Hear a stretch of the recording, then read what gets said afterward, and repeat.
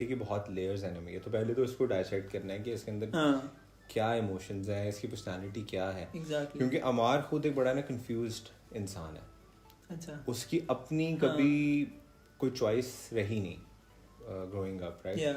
और उसको हमेशा से एज अ पैम्पर्ड किड रखा गया, दादी की तरफ से भी, बाप की तरफ से भी. एक इकलौता लड़का था. और उससे शुरू से उसे एक्सपेक्ट किया गया कि यार अच्छा इसने ही हमारी लेगेसी आगे लेके जाना. वही बात है कि हमारी सोसाइटी में लड़कों को थोड़ा ज्यादा ही रखते हैं हम ना ऊपर. तो उस वजह से कहीं ना कहीं उसमें बहुत ज्यादा ना अंदर अपनी बहुत इमोशंस हैं उसके, जो किसी से नहीं वो निकालता, किसी को नहीं बताता.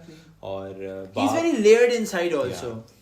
तो मैं अपने एडिट्स वगैरह देखता हूँ जो बनाते हैं, और बड़े टू द पॉइंट बनाते हैं कि आप एक ही कैरेक्टर में आपने उसको हेल्पलेस भी दिखाया. मैंने मुझे एक सीन याद है जहाँ पे आपने अपने दोस्त को एज ए अमार बख्तियार आपने अपने दोस्त को मारा मेरे ख्याल से यमुना के लिए, where you guys were not on a like good terms, but still your character came up as कि मेरे घर की औरत है, so I need to protect her.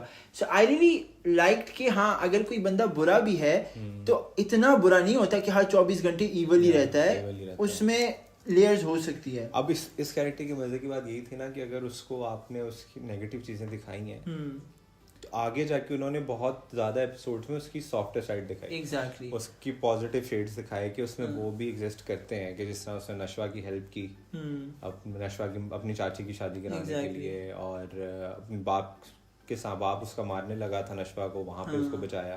मैंने बाप से कुट बड़ी खाता है.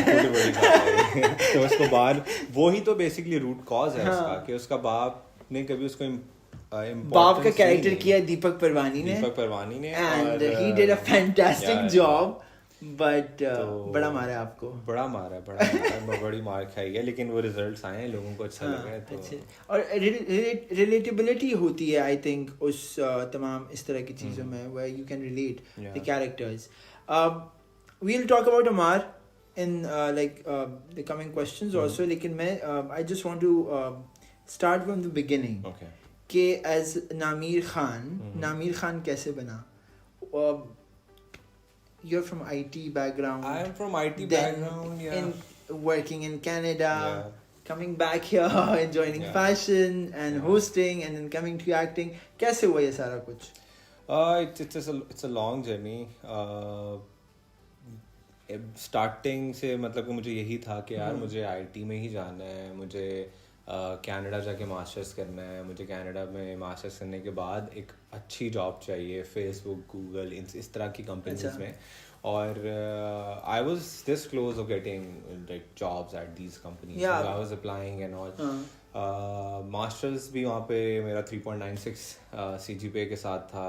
गोल्डन की मिली थी मुझे वहाँ पे.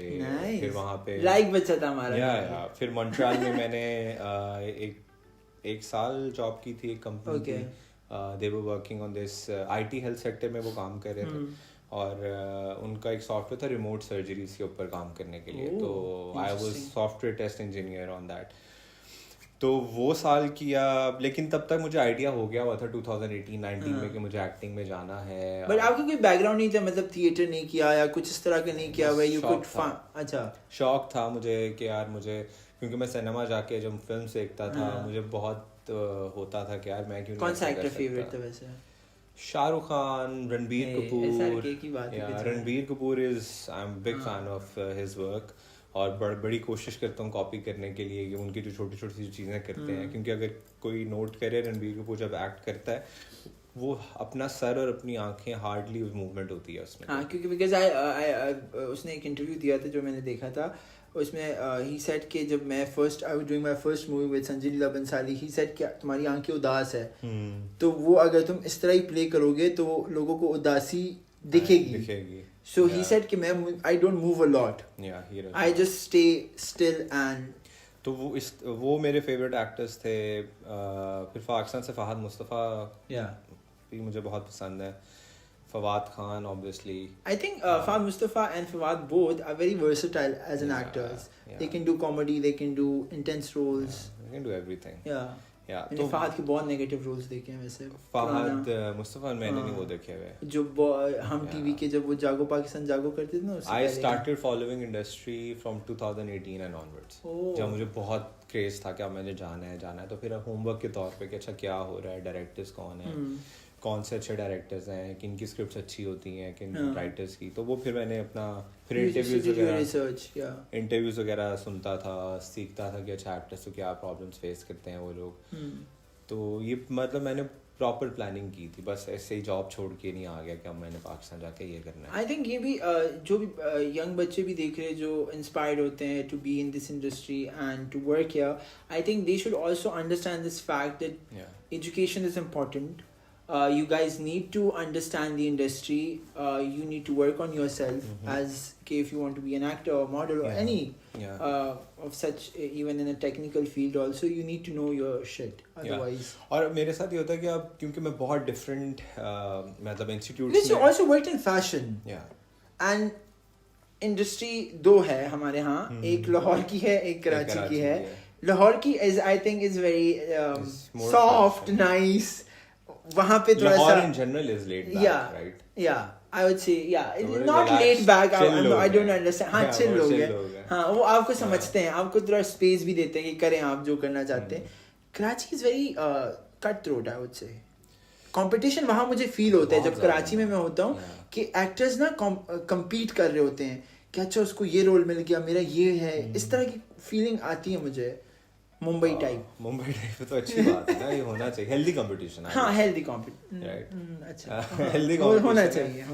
मुझे तो अभी तक हेल्दी कंपटीशन मिला है. अभी शायद आगे जाके मैं शायद आपकी स्टेटमेंट से इत्तेफाक करने लग जाऊं, लेकिन अभी आप करेंगे, जरूर करेंगे.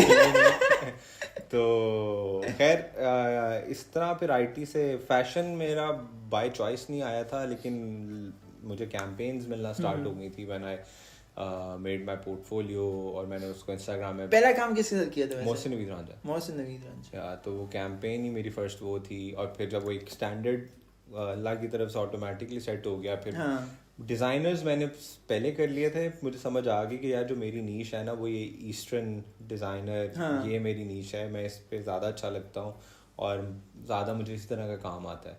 मुझे वेस्टर्न कम मिलता था, वेस्टर्न में मिलता था तो सेमी फॉर्मल और फॉर्मल कैंपेन सूट्स. और ये हमारे अनफॉर्चुनेटली लड़कों के लिए कोई ज्यादा दिमाग कपाता नहीं है डिजाइन करने के लिए.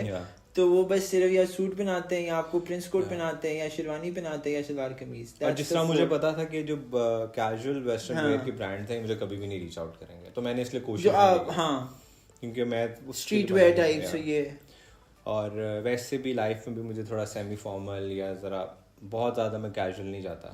मुझे होता है कि इस तरह you need to have the balance. I think you have defined your self style. वो जरा important होता है कि आपको खुद का style पता हो. And it shows in your dramas and characters also that how you build your character with styling. And I think यहाँ पे लोग ज़्यादा focus नहीं कर पाते.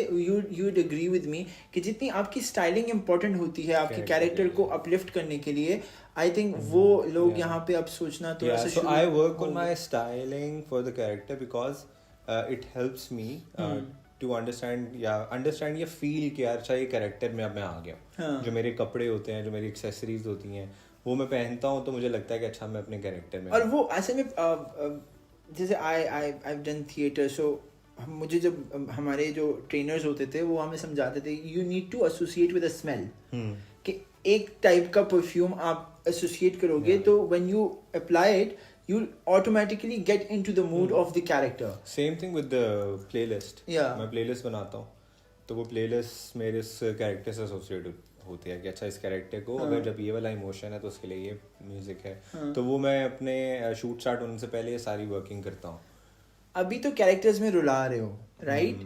रोने का character कितना कैसे do you apply the stuff or it's natural? I do. अच्छा, मैंने बहुत एक्टर्स देखे वो खुद रोते हैं. अभी यमुना का सीन आया ना अभी लास्ट जो 7 minutes long है, उसमें कुछ भी अप्लाई नहीं किया हुआ था. और वो वन टेक था और वो जितने आंसर मुझे लगता है मुझे कभी रोना ना है इस